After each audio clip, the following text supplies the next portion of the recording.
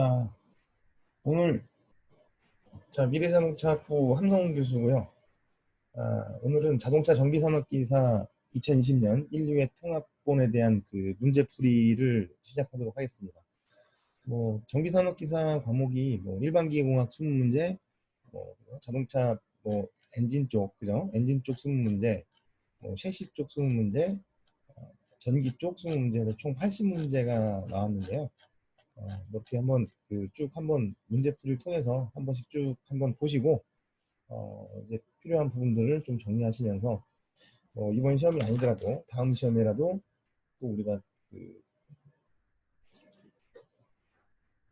참고를 해서 시험 준비를 할 수 있었으면 좋겠습니다. 자, 1과목 일반기계공학 시작하도록 하겠습니다.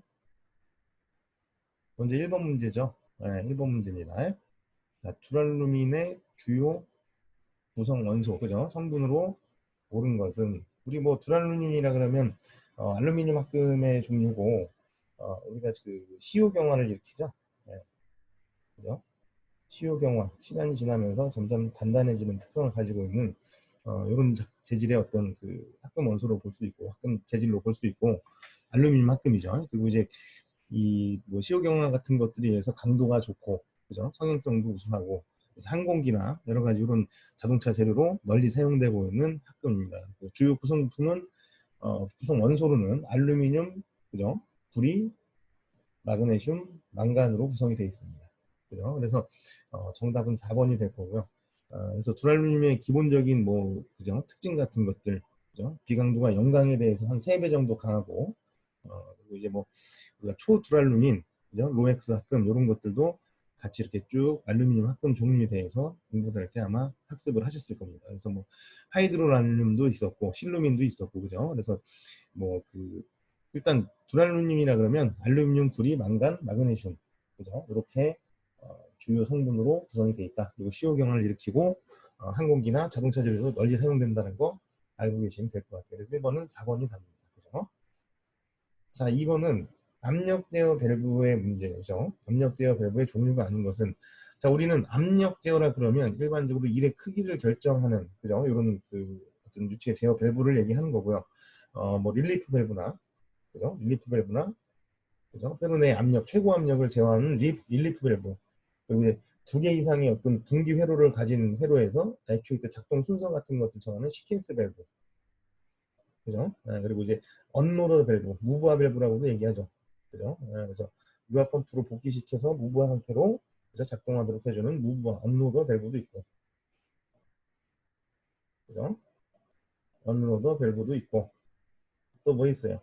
감압 밸브도 있죠. 그죠? 압력을 감소시켜서 그죠? 미리 설정한 2차 측 압력을 일정하게 유지시킬 수 있는 이런 감압 밸브. 그죠? 이걸 리듀싱 밸브라고도 얘기하죠. 네. 자, 그리고 이제 스풀 밸브는 우리가 어떤 거예요? 우리가 이제 방향을 컨트롤하는 밸브예요. 그죠? 스풀 밸브는 그래서 직선 운동이나 회전 운동 같은 것들, 그죠? 이런 회전 운동 같은 것들의 작동의 흐름을 바꾸고자 할 때, 그죠? 어떤 방향성에 대한 방향을 그죠? 우리가 제어하기 위해서 스풀 밸브 또는 디셀러레이션 밸브 같은 것들, 체크 밸브 같은 것들도 우리가 대표적으로 알고 있죠. 일방향으로 그죠? 이렇게 방향성을 제어하는 밸브에 이 스풀 밸브가 포함이 되는 겁니다. 그래서 압력 제어 밸브의 종류로는 보기 어렵다는 겁니다. 그래서 답은 4번이 될 겁니다. 그죠? 어렵지 않습니다. 그죠? 네. 자, 그리고 이제 3번 문제. FEC 평형 상태도에서 공정점의 탄수화물량은 몇 %인가? 그죠? 우리가 일반적으로 많이 보셨을 거예요. FEC 상태도라 해서 지금 우리가 FEC 상태도 그죠? 우리가 아공석강 그죠? 과공석강, 아공정 주철 그죠? 과공정 주철 이런 것들을 분류짓는 그죠? 탄소 함유량들이 있었을 거고 일반적으로 1에서 한 2.1% 그죠? 과공석강 4.3%까지는 아공정 주철 4.3% 탄소 함유량 이상은 공정 주철. 그래서 이제 우리가 공정점이라고 얘기하는 그죠? 공정점이라고 하는 탄소 함유량은 4.3%입니다. 그죠? 그래서 이걸 주철의 평형 상태도나 이런 것들을 봤을 때 그죠? 공정 주철, 아공정 주철, 과공정 주철에 대한 탄소 함유량들이 있었고 일단 공정이라고 얘기하는 거는 뭐 두 개의 성분 금속이 용융 상태에서 균일한 액체를 형성하고 있지만, 그죠? 응고 후에는 성분이 금속이 각각 결정으로 이렇게 분리 기계적으로 혼합되는 것을 얘기하고 있고, 어, 철강에서는 일반적으로 조금 전에 말씀드린 것처럼 4.3%를 그죠? 공정점이라고 얘기하고 있고, 이 공정을 또 뭐 레데브라이트라고도 표현합니다. 그죠? 레데브라이트라고 표현하기도 합니다. 그래서 일단 FEC 평형상수도에서 공정점으로 해당하는 부분은 철강에서 4.3%라는 거죠. 이것도 뭐 어렵지 않습니다. 자, 그리고 이제 4번. 4번은 그 양끝을 고정한 그죠? 영광봉이 온도 20도에서 가열돼서 40도가 되었대요. 그러면 처음 온도, 그죠?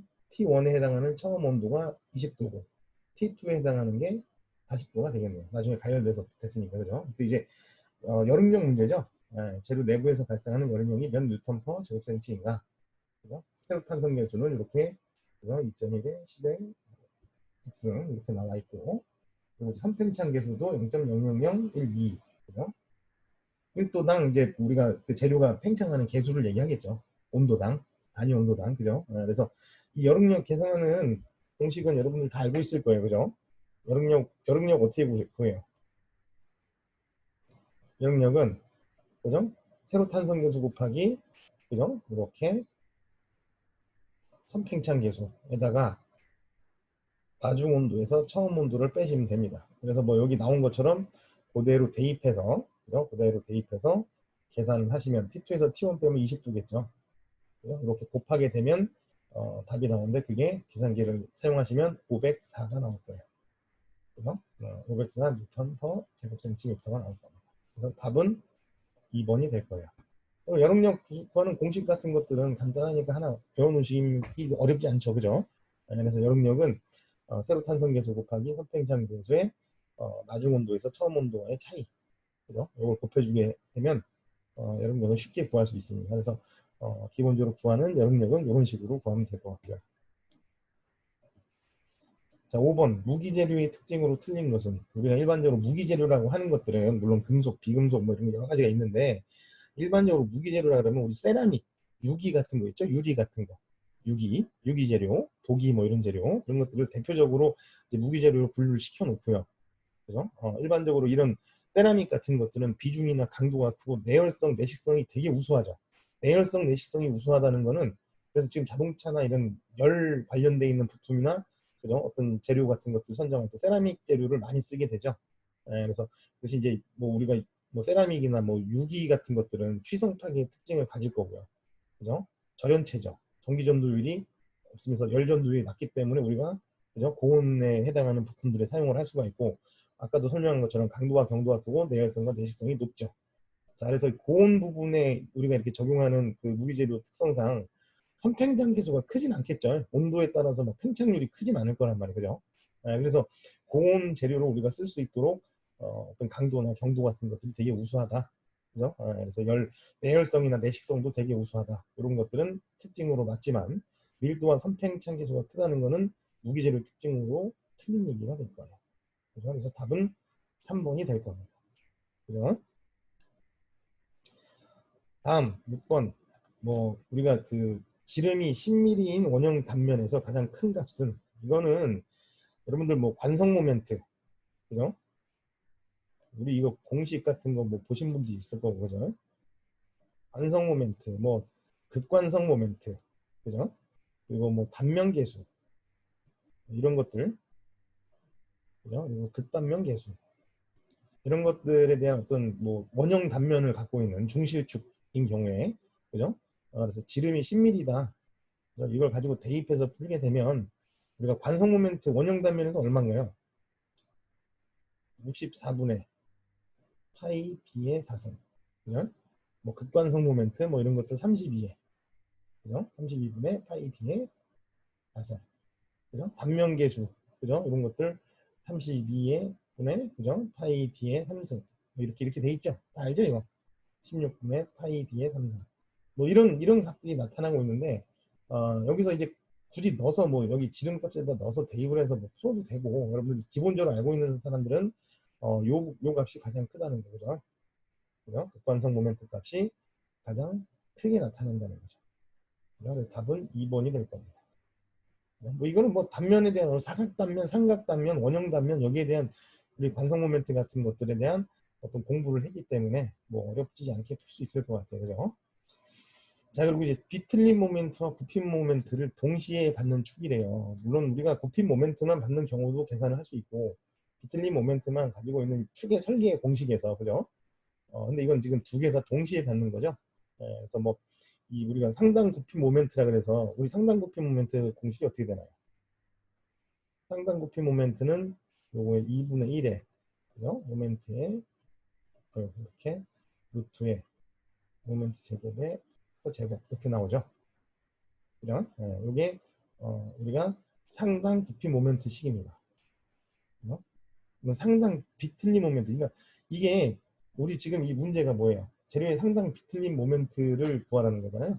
비틀림과 굽힘을 동시에 받고 있는 재료에서. 그죠? 그러다 보니까 얼마입니까? 상당 비틀림 모멘트 T는 루트의 모멘트 제곱에 제곱 이렇게 나오죠. 그죠? 뭐 요식을 우리가 굳이 똑같이 표현하자 그러면 요식하고 같아지겠네요. 그죠? 1 플러스에 그죠? 모멘트분의 토크의 제곱 이렇게 되니까 요식이 결국 이 식이잖아요. 같은 식이죠. 같은 식입니다. 루트 쪽에 그죠? 이거 우리가 빼서 집어넣어서 대입해 보시면 알 거예요. 그래서 결국은 요게 상당 비틀림 모멘트를 그죠? 비틀림 모멘트, 굽힘 모멘트를 동시에 받는 재료에서 상당 비틀림 모멘트를 구하는 식은 1번이 될 겁니다. 그죠? 뭐 이런 것들은 뭐 기본적인 사항들로 여러분들 공식 외운 거에 대해서 그죠? 뭐 이런 것도 알고 있는 부분들이니까 이렇게 어렵지 않게 표현할 수 있을 거고. 자, 피복 아크 용접봉에서 피복제의 역할. 뭐 피복제가 뭡니까 우리? 왜 우리 그 중앙 심선이 기준이 잡혀 있으면 여기 이렇게 겉에 이렇게 발라져 있는 피복제 얘기하는 거죠. 이 피복제 같은 경우에 지금 뭐 용융 금속도 보호할 수 있고, 그죠? 여러 가지 뭐 이런 그죠? 아크를 안정적으로 형성할 수도 있고 외부에서 어떤 그죠? 유해한 가스나 이런 것들을 막아주는 역할도 하면서 용착 금속에 필요한 합금원소 같은 것들을 첨가할 수 있죠. 그죠? 그래서 뭐 이 뭐 심선 주위에 입힌 어떤 우리 그 그죠? 물질로 피복제의 기능을 그게 보면 산소나 질소 같은 것들의 어떤 침입도 방지할 수 있고, 그죠? 아크를 안정되게 할 수 있고 용융점이 낮은 가벼운 슬래그 같은 것들을 만들어내고요. 그죠? 용착 금속에 대한 어떤 탈산이나 정면작용 같은 것들, 그죠? 그래서 용적도 미세화할 수 있고 용착 효율도 높일 수 있게 만드는 게 피복제입니다. 근데 이제 아크의 세기를 조절하는 거는 이거는 우리가 그 용접기 자체의 전류나 이런 것들에 대한 어떤 조정을 통해서 아크 세기를 조절하는 거지 피복제가 아크 세기를 조절하진 않죠. 그죠? 이런 기본적인 내용도 한 번씩 이렇게 쭉 봐주시면 될 것 같고. 자, 작동류의 어떤 점도와 관계없이 유량을 조절할 수 있는 밸브랍니다. 유량. 그죠? 유량을 조절할 수 있다. 그죠? 셔틀 밸브는 뭡니까 일단? 이거는 두 개의 입구가 있고요. 한 개의 출구를 가진 밸브 형태. 그러니까 입구가 두 개고 출구가 한 개인 이런 밸브 형태를 가지는데 어떻게 보면 약간 체크 밸브 같은 거 두 개를 조합시켜 놓은 타입으로 보면 될 것 같아요. 그죠? 그래서 얘는 아까도 얘기했지만 체크 밸브 이런 것들은 뭐예요? 셔틀 밸브 이런 건 뭘까요? 그러면 방향 제어 밸브겠죠, 그죠? 예, 방향 제어 밸브일 거예요, 그죠? 예, 셔틀 밸브 같은. 그러니까 왜냐면 이제 이거를 뭐 셔틀 밸브 같은 게 체크 밸브 두 개를 조합시켜 놓은 형태다. 두 개의 입구와 한 개의 출구로 구성되어 있고, 그래서 이걸 양 체크 밸브라고도 표현해요. 셔틀 밸브를 양 체크 밸브라고도 얘기합니다. 그러면 체크 밸브나 어떤 셔틀 밸브에 가지고 있는 특징들은 방향을 제어하는 이런 밸브겠죠, 그죠? 그리고 릴리프 밸브는 아까 뭐였어요? 유압을 조절하는 밸브죠. 유압, 그죠? 압력을 압력 제어 밸브잖아요. 압력 제어. 아까 봤어요, 그죠? 아까 몇 번 문제입니까? 2번 문제입니까? 뭐 3번 문제입니까? 하여튼 그때 봤어요. 그죠? 그리고 이제 교축 밸브는 스로틀 밸브라 그래서 그죠? 스로틀 밸브잖아요. 우리 알고 있는 거. 그래서 요게 결국은 유량을 조절할 수 있는 밸브로 나타나겠죠. 그래서 교축 밸브가 답이 될 겁니다. 그죠? 유량 제어하는 밸브니까 이렇게 알고 계시면 될 것 같고. 그리고 너트의 종류 중 한쪽 끝부분이 관통되지 않고 관통되지 막혔다는 얘기죠. 나사면을 따라서 증기나 기름 등의 누출을 방지 위해 주로 사용하는 너트는 되게 쉽죠. 이건 뭐 나비 너트는 손잡이가 있는 거, 손으로 조일 수 있게 만들어 놓은 거고, 홈부치 너트 같은 것들, 뭐 원형 너트 이런 것도 있지만 관통되지 않고 한쪽이 막혀 있다. 그죠? 한쪽 부분이 막혀 있다. 그 나사를 따라서 증기나 기름의 누출을 방지하기 위해서 만든 너트는 캡 너트가 될 겁니다. 그죠? 캡 너트죠, 답이. 2번. 그래서 왜 이렇게 너트가 이렇게 조립이 되면, 그죠? 조립이 되면 일반적인 너트랑 틀리게 위에 이렇게 캡이 씌워져 있는 이런 너트들 있죠? 이런 너트들이 캡 너트로 보시면 될 것 같아요. 물론 이런 캡 너트를 쓰게 되면 안에 이렇게 그 볼트가 이렇게 박혔을 때요. 볼트 끝부분이나 이런 데 이제 녹이 슬거나 이런 것도 막을 수 있죠. 그죠? 이런 것들도 외부로부터 어떤 침입하는 것도 막을 수 있기 때문에 뭐 나사산에 대한 어떤 부식이나 이런 것들도 방지할 수 있다. 그래서 캡 너트가 많이 쓰인다. 그죠? 이런 것도 알고 계시면 될 것 같고. 자, 출연식 반사로를 사용해서 선처를 용해 정렬하는 제강법은 당연히 평로죠. 이게 답입니다. 그죠? 일단 평로라 그러면 바닥이 낮고 평평한, 그죠? 출연식 반사로나 반사로를 이용해서 선철이나 철광석 같은 것들, 그죠? 용해시켜서 탈산하면서 이렇게 만드는 방법이죠. 제강법이죠. 그래서 용량은 1회당 용해할 수 있는, 그죠? 1회당 용량 같은 경우 할 때 1회당 용해할 수 있는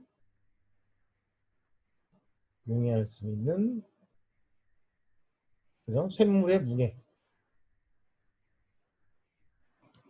톤이죠, 톤. 그죠? 이걸로 표시를 하죠. 그래서 뭐 산성법이나 염기성법, 그죠? 이런 것들이 있고, 뭐 산화에 의해서 탄소나 규소, 망간 같은 것들을 제거시키고, 황 같은 것들은 슬래그에 의해서 제거되는 이런 방법이 평로 제강법, 평로죠. 평로 제강법. 그리고 뭐 전기로, 뭐 전로, 그죠? 이렇게 나오는데 전로 제강법은 노를 이렇게 좀 경사지게 해서, 그죠? 용이한 선처를 주입하고 노를 세워서 공기를 불어넣고, 그죠? 그래서 탄소를 산화시키고, 그죠? 뭐 규소나 망간 같은 것들을 연소 제거하는 제강 방법이죠. 이것도 마찬가지로 용량은 1회당 용량할 수 있는 쇳물의 무게 톤, 그죠? 전로 제강법. 이것도 이렇게 우리가 용량을 계산할 수 있고, 뭐 안에 전로제강법에는 뭐 베세메법이나 토마스법 같은 것들, 그죠? 이런 것들도 포함이 된다는 거 알고 계시면 될 것 같습니다. 그리고 이제 뭐 전기로 제강법은 당연히 아는 것처럼 그죠? 전기 에너지를 이용한 그 아크열을 이용해서 선철이나 파쇄 등을 이용해서 강이나 합금강을 제조하는 방법이 전기로, 그죠? 제강법이 될 거고, 도가니로는 뭡니까? 도가니 속에 제강 원료 주입해서 불꽃이 직접 원료와 닿지 않도록 간접 용이하는 방법, 그죠? 간접 용이하는 방법이죠. 네. 그래서 얘는 1회에 용이할 수 있는 구리의 무게, 그죠? 이런 것들을 번호로 표시할 수 있는 거죠. 뭐 200번 도가니다 그러면 1회 구리를 200kg를 용이할 수 있는 도가니. 이거는, 그죠? 그렇게 이제 또 용량을 우리가 계산한다. 이런 것도 알고 계시면 됐고. 어쨌든 출연식 반사수 수행에서 선처를 용이하는 정연 제강법은 평로입니다. 평로 제강법. 자, 미끄럼 베어링과 비교한 구름 베어링의 특징이 아닌 것은, 미끄럼 베어링은 우리 뭐 크랭크 축이나 뭐 커넥팅 로드 같은데 연결되는, 그죠? 이 회전 부분에 연결되는 평면 베어링을 얘기하겠죠. 그죠? 미끄럼 베어링 같은 경우는 이렇게 생긴 거.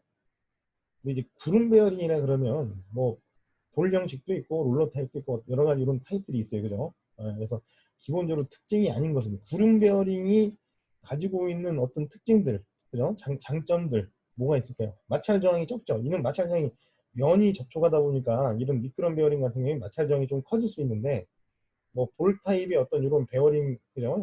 형상을 갖고 있다 그러면, 그죠? 이렇게 볼이 삽입되어 있는 이런 베어링 같은 것들은 어떤 뭐, 그죠? 그 마찰력이 적죠. 마찰 저항이. 그래서 뭐 움직일 때 저항 같은 것들이 적게, 그죠? 걸리겠죠.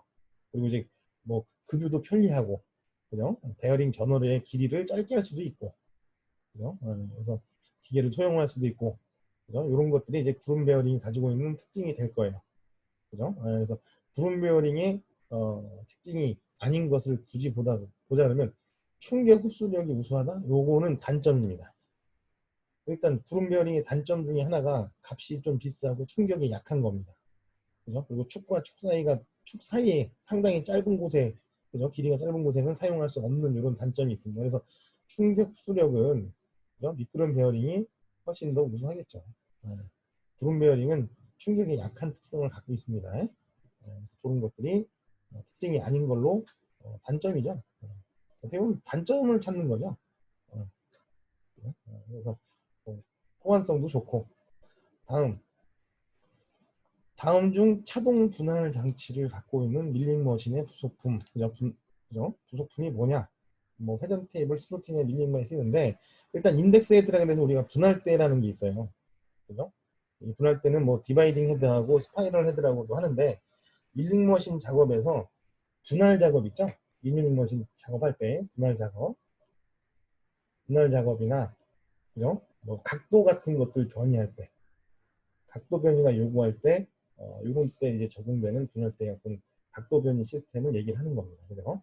그래서 뭐 예를 들어서 기어 같은 것들을 이렇게 치형 같은 거 깎을 때 치형과 치형 사이를 또 분할을 해야 되고 그죠? 헬리컬 리머나 드릴 홈 같은 것들을 깎을 때 홈 각도에 대한 변이 그죠? 기어 같은 거나 그런 것들을 그래서 이 분할대 붙인 기구에 의해서 이제 이 분할 작업이 가능한 거죠. 그래서 분할법에는 뭐 직접 분할법, 단식, 차동 분할법 이런 것들이 있습니다. 그래서 어쨌든 분할 장치를 갖고 있는 밀링머신의 부속품은 분할대라는 걸. 자 그리고 이제 14번 문제예요, 그죠? 내경 60mm 그죠? 파이프를 통해서 물이 3m/s의 속도로 흐를 때 유량이 약 몇 미터 세제곱에 퍼세크냐고 물어보죠. 유량 구하는 공식은 뭡니까? 유량 Q는 단면적 곱하기 속도입니다. 그죠? 이걸 구하는 거잖아요. 뭐 이거 단위 그래서 단면적이니까 내경이니까 원형 단면이겠죠. 4분의 파이 d제곱으로 계산하시면 될 것 같고 거기에 속도 3m/s 그죠? 여기 d제곱은 600mm니까 미터 그죠? 세제곱으로 표현되려면 미터 단위로 바꿔서 여기다 집어넣으셔도 되고 그죠? 그래서 3.14 곱해서 나누신 다음에 3을 곱하게 되면 그죠? 유량이 나오겠죠. 계산하게 되면 0.85가 나올 겁니다. 네? 계산기로 한번 계산해 보세요. 간단한 문제니까 그죠? 네. 계산기로 계산 한번 해보시면 되고 자 속도가 4m/s로 전동하고 있는 임장 측장력 1250N, 이완 측장력 515N, 평균 유효 장력은 얼마입니까? 1250 빼기 515 하면 되죠. 뭐 얼마면 되죠? 735입니까? 평균 유효 장력 나왔죠. 그럼 우리가 전달 동력 어떻게 구해요? 전달 동력 킬로와트 단위로 구하는 거 어떻게 구해요? 다 아는 겁니다. 그죠? 그죠? 킬로와트. 전달 동력은 뭐 1000분의 그죠? 평균 유효 장력 곱하기 속도가 되겠죠. 그러니까 뭐 여기 735도 구역에 4 넣고 1000으로 나누면 그죠? 전달 동력이 나오겠죠. 네, 그래서 전달 동력 계산하면 약 2.94 정도 나올 거예요.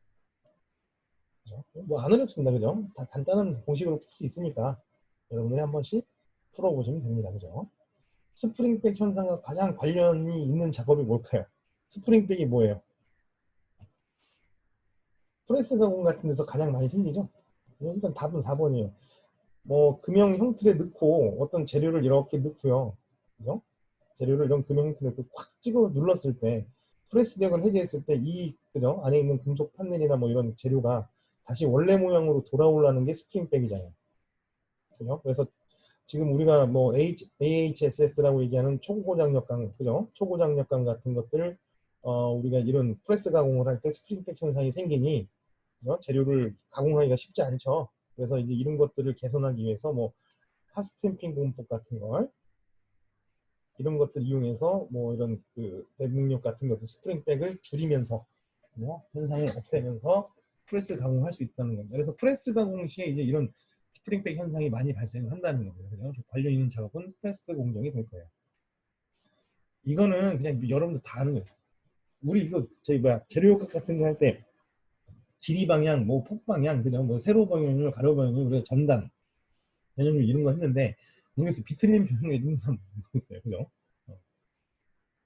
변형률의 종류는 세로 변형률, 가로, 전단 변형률, 그죠? 그래서 이렇게 우리가 일반적으로 배웠고 비틀린 변형률 이런 것들은 변형률의 종류로 보기 좀 어렵죠. 전단 변형률이 있으니까 그러니까 전단이라는 게 우리가 뭐 그죠? 전단 능력 같은 것도 계산해봐서 알겠지만 미끄러지면서 서로 반대 방향, 그러니까 그 파손되는 부분에 서로 미끄러지는 반대 방향을 작용하는 힘으로 나타나는 이런 전단력이잖아요. 이런 전단 변형률이나 이런 것들은 우리가 재료역학이나 이런 걸 할 때 배웠습니다. 그죠? 자 그리고 측정치의 통계적 용어에 관한 설명을 이런 것을 이런 문제 나오면 애매하죠. 그죠? 일단 오차, 측정치와 시료 평균과의 차이, 그죠? 네. 그리고 뭐 편차, 측정치와 참각과의 차이, 뭐 잔차, 뭐요? 측정치와 모평균의 차이, 치우침, 참각과 모평균과의 차이, 그죠? 그래서 답은 그죠? 1번 치우침이 될 겁니다. 이거는 좀 용어 정리니까 한번 용어를 보시면서 그죠? 그래서 한 번씩 쭉 보시면 될 것 같아요. 그래서 한번 좀 보시고 그죠? 한 번씩 그 일반적인 상황이니까 여러분들이 용어 정리 같은 것들 한 번씩 참고를 해주시면 될 것 같고,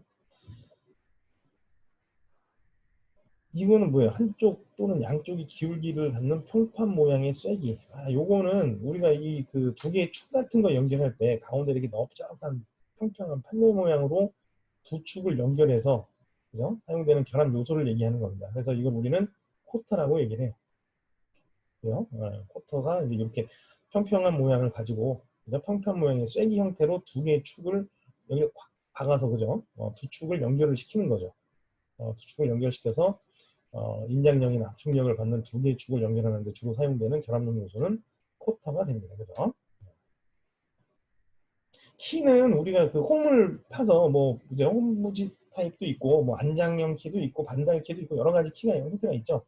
그죠? 그래서 요 키는 이제 축 부분의 일정 부분을 가공을 하든지 그죠? 돌출을 시키든지 하는 어떤 키를 집어넣고 그죠? 우리가 동력을 회전 동력 이런 것 전달할 때 쓰는 방식이고, 핀 같은 것들은 뭐 분할핀 형태나 이런 것들 이용해서 삽입시켜서 뭐 나사 같은 거 빠지지 않게도 하고 이런 핀들, 나사는 여러분들 다 아는 거니까. 자, 테이프 구멍을 가진 다이에 재료를 잡아당긴다 합니다. 이게 뭐 다 그죠? 가공 제품이 다이 구멍의 최소 단면 형상 기술을 갖게 하는 이건 인발 가공입니다. 그죠? 절단은 뭐 우리 아는 것처럼 절단을 하는 거고, 전조는 나사하는 거죠. 나사산. 그죠? 나사산 만들어내는 이렇게 두 개의 금형에 그죠? 이렇게 원형을 넣고 두 개의 어떤 그 돌출되어 있는 금형을 이렇게 놓고 이거를 수평방에 이렇게 회전시키다 보면 여기에 나사산이 이렇게 생기죠. 그래서 이런 공정을 전조 가공이라고 얘기하고, 프레스 가공 뭐 그죠? 인발 가공 그죠? 압출 같은 건 밀어내는 겁니다.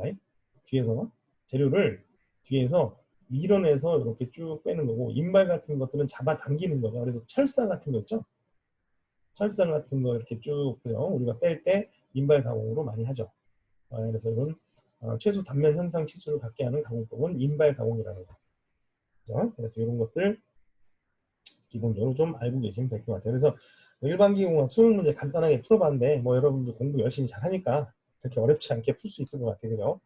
뭐 복잡한 계산식이 나온 것도 아니고 그죠? 뭐 용어에 대한 정의나 기본적인 수준 자체가, 그러니까 공부를 하실 때 정비산업기사 같은 거는 공부를 하실 때 지금 나오는 문제의 형태나 패턴을 봤을 때 막 되게 그 한 분야의 어떤 깊은 지식을 요구하는 것보다 일반적인 사항들을 많이 물어보잖아요. 그래서 공부할 때 너무 한 분야를 깊게 공부하는 것보다 여러 가지 우리 지금 5개의 과목이 합쳐져 있는 일반기공학, 그죠? 재료역학부터 뭐 기계 설계, 요소 설계, 재료 뭐 이런 것들 다 합쳐져 있잖아요. 이제 거기에 해당하는 일반적인 내용들 위주로 공부를 좀 해주시면 이렇게 막 점수가 낮게 나오진 않을 것 같아요, 그죠? 그래서 뒤에 이렇게 마지막에 이렇게 정답을 이렇게 표시를 해놨습니다. 그래서 이것도 한번 참고를 하시고 이 정답을 가지고 한번 다시 문제를 직접 풀어보시면서 한 번씩 작업을 공부를 해보시면 될 것 같아요. 그죠? 자, 그러면 일반 기공학 여기까지 해서 마치도록 하겠습니다. 예, 수고하셨습니다.